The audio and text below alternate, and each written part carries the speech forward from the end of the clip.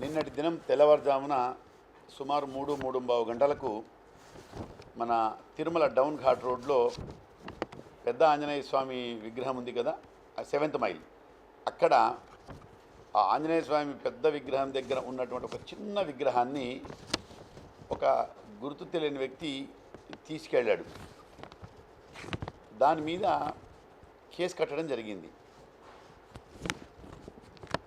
దీంట్లో మనకున్నటువంటి సాంకేతికమైనటువంటి ఆధారాల ద్వారా మనకు తెలిసింది ఏంటంటే, ఒక వ్యక్తి లైట్ ఎల్లో కలర్ డ్రెస్ వేసుకొని గోవిందమాలకు సంబంధించినటువంటి ఒకటి ఇది కండువా వేసుకొని స్వామివారి దగ్గర నుంచి ఆ చిన్న తీసుకొని వెళ్ళిపోతాడు అనేటువంటిది మనకు వీడియో క్లిప్పింగ్స్లో కనిపించినటువంటిది. మీకు కూడా తెలుసు ఆ విషయం, మీరు కూడా ప్లే చేశారు.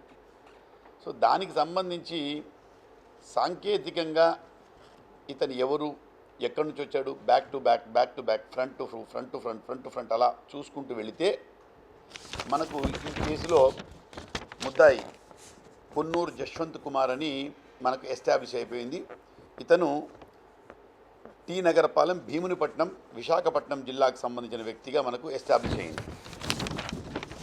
అయితే ఈ కేసు జరిగినప్పటి నుంచి రాష్ట్ర ప్రభుత్వం ప్రతిష్టాత్మకంగా తీసుకొని, అదేవిధంగా ప్రభుత్వం మన తిరుపతి జిల్లా ఎస్పీ గారిని, సుబ్బరాయుడు సార్ని, అదేవిధంగా టీటీడీకి సంబంధించిన సివిఎస్ఓ మురళీకృష్ణ సార్ని ఇద్దరికీ తగినటువంటి ఆదేశాలు ఇస్తూ ఈ కేసును వీలైనంత త్వరగా డిటెక్ట్ చేయాలని ఆదేశాలు రావడం జరిగింది.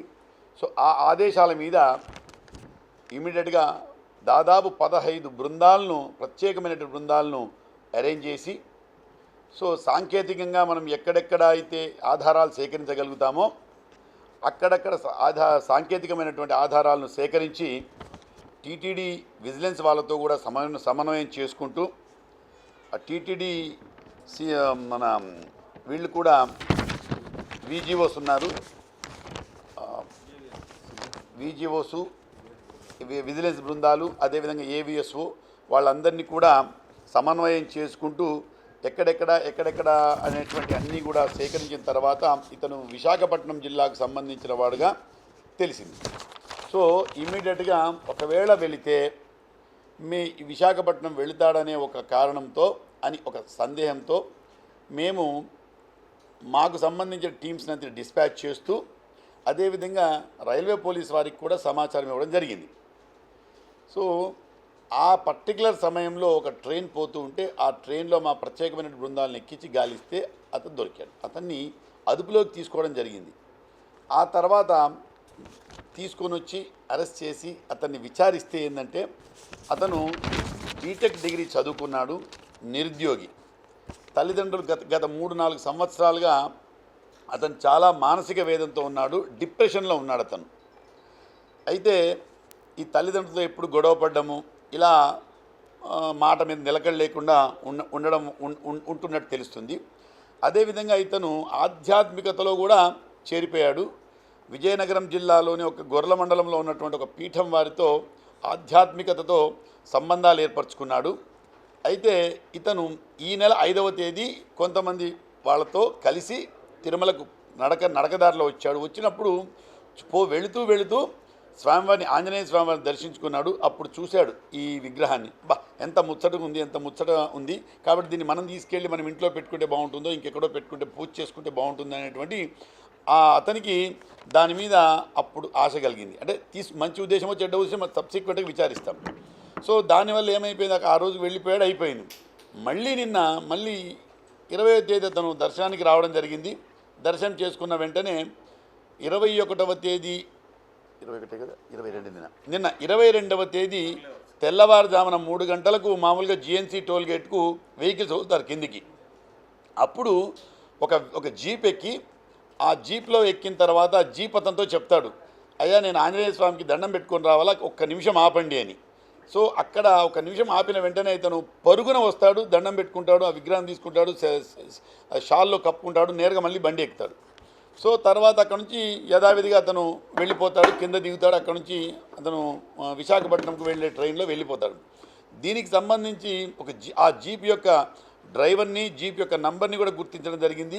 జీప్ అతన్ని కూడా విచారించడం జరిగింది. విచారిస్తే ఇతనే సార్ పోయింది, నన్ను ముందే అక్కడ జేఎన్సీలోనే చెప్పాడు, నన్ను ఒక నిమిషం అక్కడ ఆపండి అని చెప్పాడు, కాబట్టి ఆపింది వాస్తవమే సార్, ఇతనే సార్ అని అన్నారు. సో దాన్ని దృష్టిలో పెట్టుకొని ఈ వీళ్ళందరి సహకారంతో, సివిఎస్ఓ గారి సహకారంతో, అదేవిధంగా మా జిల్లా ఎస్పీ గారి యొక్క నేతృత్వంలో, అదేవిధంగా టీటీడీ విజిలెన్స్ విజిఓలు సురేంద్ర మరియు గిరిధర్ వాళ్ళు కూడా మాకు బాగా కోఆపరేట్ చేశారు. వాళ్ళ టీమ్స్ కూడా మాతో మమేకమైపోయినాయి. వీళ్ళందరం కలిసి కొద్ది గంటల్లోనే ఇమ్మీడియట్గా ముద్దాయిని అరెస్ట్ చేయడం జరిగింది. సో ఇతనికి కారణాలు, దీని వెనక ఇంకేమైనా ఉందా, ఏదైనా ఆధారాలు ఇంకేమైనా వేరే వాళ్ళు ఎవరిదో దీని మీద కుట్ర దాగి ఉందా అనేటువంటిది తదుపరి దర్యాప్తులో తెలుస్తుంది. ఎందుకంటే ఇప్పుడు 24 గంటల్లో కోర్టు ముందు ప్రొడ్యూస్ చేయాలి కాబట్టి ముందు రిమాండ్ పంపుతున్నాం, ఆ తర్వాత మళ్ళీ కస్టడీకి తీసుకొని అతన్ని విచారిస్తాం. ఇంకా దీని వెనక ఎవరైనా ఉన్నారా, లేదా ఇతను ఒకడే ఉన్నాడా, నిజంగా మానసిక వేదంతో బాధపడుతున్నాడా అనేటువంటిది తదుపరి దర్యాప్తులో తెలుస్తుంది. కాబట్టి దీనిలో తిరుమల పోలీస్ బృందం అడిషనల్ ఎస్పీ రామకృష్ణ గారి ఆధ్వర్యంలో, అదేవిధంగా మిగతా మా ఎస్పీ గారి ఆధ్వర్యంలో కూడా డిఫరెంట్ బృందాలుగా ఏర్పడి అతి తక్కువ సమయంలో దీన్ని ఛేదించడం జరిగింది. కాబట్టి ముద్దాయిని అరెస్ట్ చేసి రిమాండ్ పంపుతున్నాం. Thank you.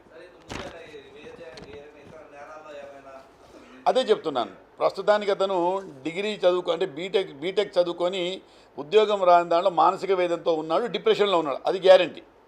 ఇంకా వేరే నేరాల్లో ఉన్నాడా లేదని 24 గంటలు సరిపోలే, నెక్స్ట్ కస్టడీకి తీసుకొని విచారిస్తాం. Thank you. ఏమండి